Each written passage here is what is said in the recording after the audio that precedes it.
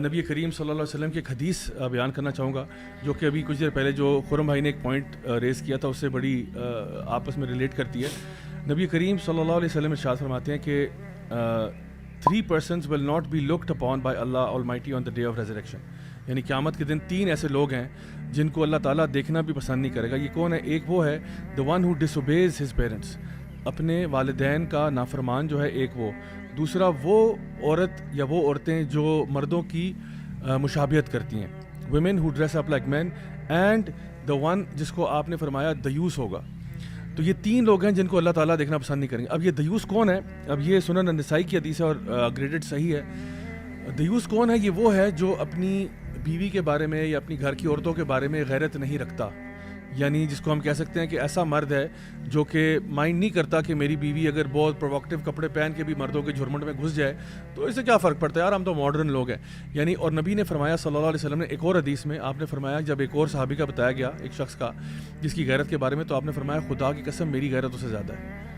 اور آپ نے فرمایا کہ خدا کی قسم اللہ کی غیرت میرے سے بھی زیادہ ہے. یعنی نبی کریم صلی اللہ علیہ وسلم جو ہیں وہ کتنی زیادہ غیرت رکھتے ہیں.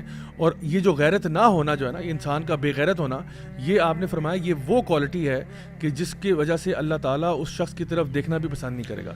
اور یہ وہ مہمات, ہم اپنا جائزہ لیں, ہماری گھر کی عورتیں کس طرح سے ڈریس اپ ہو کے کن جگہوں پر جا رہی ہیں, کیا کچھ کر رہی ہیں. ہمارا کام یہ بنتا ہے کہ ہم ان کو کم از کم آگاہ تو کریں, نہ کہ یہ کہ ان کو اپنی مرضی سے ہاتھ پکڑ کے ساتھ لے کے جائیں انہی جگہوں پہ جہاں پہ اللہ تعالیٰ کی نافرمانیاں ہو رہی ہیں, جہاں پہ شریعت کی دھجیاں اڑائی جا رہی ہیں. تو یہ ایسی چیزیں تو میں نے کہا یہ اسے بیان کر دوں تاکہ لوگوں کو پتہ ہو کہ کتنی سخت وعید ہے ان مردوں کے بارے میں بھی. ایون پریکٹسنگ فیملیز جو ہے نا, پریکٹسنگ فیملیز, ان کے لیے میں خاص طور پہ مینشن کرنا چاہتا ہوں کہ ایون ان لوگوں میں بھی یہ چیز بہت زیادہ پائی جاتی ہے کہ جو خواتین ہیں جو عبایا لینے والی ہیں, نقاب کرنے والی ہیں, they apply perfume while going outside. You know how کتنی بڑی یہ بات ہے. مطلب اللہ کے نبی صلی اللہ علیہ وسلم نے فرمایا کہ ایسی عورت جو ہے وہ زانیہ ہے. اس حد تک فرمایا ہے سبحان اللہ کہ جب وہ گھر آئے واپس تو وہ غسل کرے, غسل جنابت, ایز اف وہ زنا کر کے. اچھا اس کی اور یہ ضیاء نے بات کی, اس کی وجہ کیا ہے؟ ذرا آپ یہ دیکھیں ضیاء, جو آپ نے ابھی مینشن کی ہے حدیث کہ اللہ اس کی طرف دیکھیں گے بھی نہیں. بات کرنا دور کی بات, اللہ کی رحمت اور فضل سے جنت میں جانا اس وقت دور کی بات جب بندہ ڈیسپریٹ ہوگا قیامت کے دن اللہ کے لیے, اللہ کی توجہ کے لیے, اللہ کی مرسی کے لیے. اتنا بڑا consequence Y?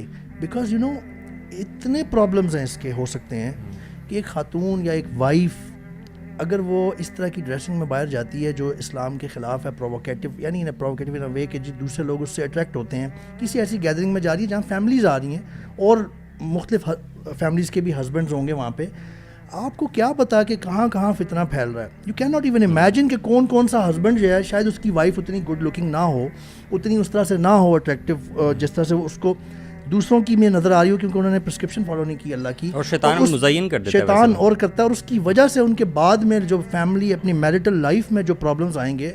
Can you imagine that? تو اللہ اتنا سویئر اس کی کانسیکوینس بتا رہے ہیں کہ میں دیکھوں گا بھی نہیں اس بندے کی طرف, کیونکہ اس کی جو ریپرکشنز اور اس کے پرابلمز ہیں آپ ذرا ان پہ دیکھیں.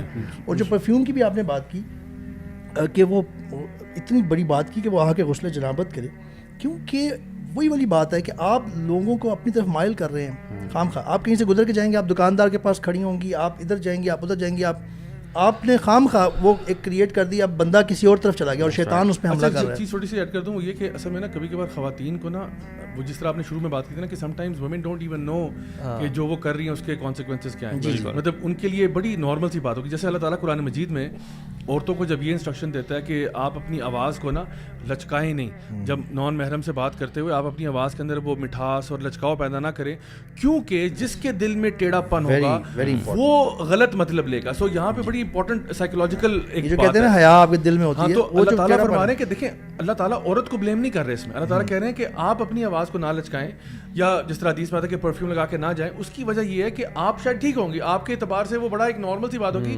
لیکن اللہ تعالیٰ کو بتا رہے ہیں کہ دا نیچر آف مین, کہ وہ جس کے اور not all main but some مین, جہاں پہ کیونکہ ہم نے سد ذریعہ کرنا ہے نا, ذریعہ ختم کرنا ہے کہ وہ پرابلم نہ ہو. تو جس کے دل میں ٹیڑھا پن ہوگا نا, وہ آپ کی اس پیار سے بات کرنے کو, پولائٹلی بات کرنے کو, یا ایک بڑے مٹھاس سے بات کرنے کو وہ سمجھے گا کہ شاید آپ اس میں انٹرسٹڈ ہیں, وہ اس کو غلط مطلب لے گا اس کا. اسی طرح سے آپ پرفیوم لگا کے جا رہی ہیں, اس کا وہ غلط مطلب لے گا. تو اللہ تعالیٰ اور اللہ کے رسول صلی اللہ علیہ وسلم عورتوں کی حفاظت کے لیے جتنے بھی احکامات ہیں وہ ہیں, اور جتنی بھی چیزیں آپ نے اس سے پہلے ذکر کی ہیں آیات اور حدیث کی فارم میں, ہم نے یہ دیکھنا ہے کہ دیکھیں ہم چاہتے ہیں کہ ہمارا زندگی کا کوئی بھی جو پہلو ہے نا وہ اسلام کی ہدایت سے خالی نہ ہو. ہم ہر پہلو میں یہ دیکھیں کہ دیکھیں چلیں میں کسی ایونٹ پہ جا رہا ہوں, کسی جگہ پہ جا رہا ہوں, کسی گیدرنگ کو اٹینڈ کر رہا ہوں, کیا اس گیدرنگ میں اللہ کی نافرمانی تو نہیں ہو رہی؟ یعنی the first question to ask is this, کیونکہ ہم نے لوٹ کے تو اللہ کے پاس جانا ہے نا. آپ نے چاہے انٹرٹینمنٹ کرنی ہے, آپ نے کچھ بھی کرنا ہے, everything you do has to be in the boundaries of Sharia. شریعت کے باہر تو نہیں ہو سکتے. تو میں سمجھتا ہوں اتنی کم از کم ہمارے اندر عقل و شعور ہونا چاہیے کہ ہم کسی بھی ایونٹ پہ جا رہے ہیں تھوڑا سا انالیسس کر لیں کہ بھئی یہ جو ایونٹ میں جا رہا ہوں کیا اس میں کہیں پہ اللہ کی نافرمانی تو نہیں ہو رہی, کہیں میں اس میں کہیں سزا کا مرتکب تو نہیں ہو گیا, اور اگر میں اس گناہ کی حالت میں مر گیا تو کیا ہوگا. کیونکہ حدیث میں کیا آتا ہے کہ انما الاعمال بالخواتیم, اعمال کا دار و مدار ان کے خاتمے پر ہے. تو it's not really how you lived your life, rather how did your life end. اور اس کا ڈر ہمیشہ ہونا چاہیے کہ خدا نخواستہ اگر میں اس حالت میں مر گیا گناہ کی حالت میں, تو اسی حالت میں اللہ کے سامنے پیش ہو جاؤں گا. سو اس لیے ہمیں بہت کیئرفل ہونا چاہیے ان سارے معاملات کا. لوگ جو ہے نا اصل میں یہ بھی سوچتے ہیں کہ جو آپ باتیں کر رہے ہیں نا کہ اگر ہم یہ سوچیں گے تو کہیں ہم بہت زیادہ ریلیجیس تو نہیں ہو جائیں گے. تو میں کم از کم یہ لوگوں کو بتانا چاہتا ہوں کہ this is not extremism at all, this is just following the right sunnah of رسول اللہ صلی اللہ علیہ وسلم, اور جو کہ ہمیں آرڈر کیا گیا. This is not extremism at all. میں بلکہ انفیکٹ یہ جو آپ نے بلکہ حدیث جو کوٹ کی نا دیوس والی, مجھے اس میں والا ایلیمنٹ یہ ہے کہ دس از فطری. میں ابھی بیٹھ کے تھوڑا یاد کر رہا ہوں پرانے مطلب ٹائمز میں, ایون انگلینڈ میں باہر کے ملکوں میں گوریب جو ہے, اب وہ میاں بیوی نہ بھی ہوں, گرل فرینڈ بوائے فرینڈ بھی ہوتے تھے نا. تو خیر تھوڑی پرانی بات ہے, شاید اس ٹائم تھوڑی سی غیرت تھی مردوں میں بھی. ایون دے ڈنٹ وانٹ کہ جی ان کی جو گرل فرینڈز ہیں نا وہ کسی اور بندے کے ساتھ بیٹھ رہی ہوں, وہ چاہیے کہ خواتین کے ساتھ بیٹھے یا میرے ساتھ بیٹھے.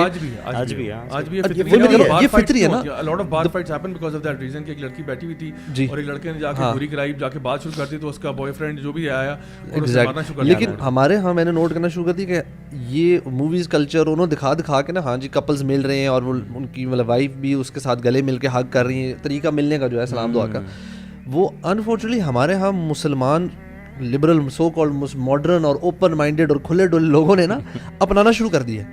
اینڈ دس تھنگ یہ ہمارے مردوں میں سوچ رہا ہوں کہ یہ کہاں سے آ گئی. شاید کافروں میں وہ پھر کچھ حد تک فطرت پہ ہیں.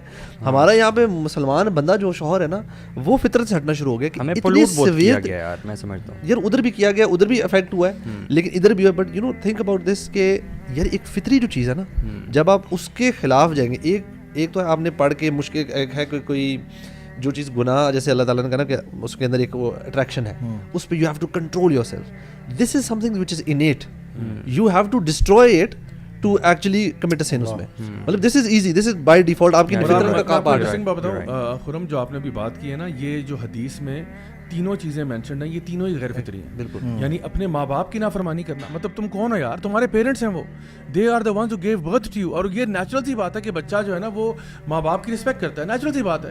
اچھا پھر عورت جو مرد کی طرح مطلب ڈریس اپ ہو رہی ہے بھائی, تو وہ غیر فطری ہے. اور پھر اسی طرح سے ایک ہسبینڈ اپنی وائف کے بارے میں یا وہ اس کے بارے میں غیرت ہی نہیں ہے اس کو. تو یہ تینوں اس لیے اللہ تعالیٰ نہیں دیکھ رہا کہ یہ تو تیری فطرت کے اندر پروگرام ہوا تھا, یہ تو وہ چیزیں تھیں جو تیرے اندر پری پروگرام تھی, اس پری پروگرامنگ کو تو نے فارمیٹ کیسے کیا ہے. How did you go against that? مجھے یہ تک یاد آیا, یہ بھی خرم بھائی بھی بات کر رہے تھے کہ انیٹ چیزوں کو بھی اتنا ڈسٹروائے کر دیا ہسبینڈز نے.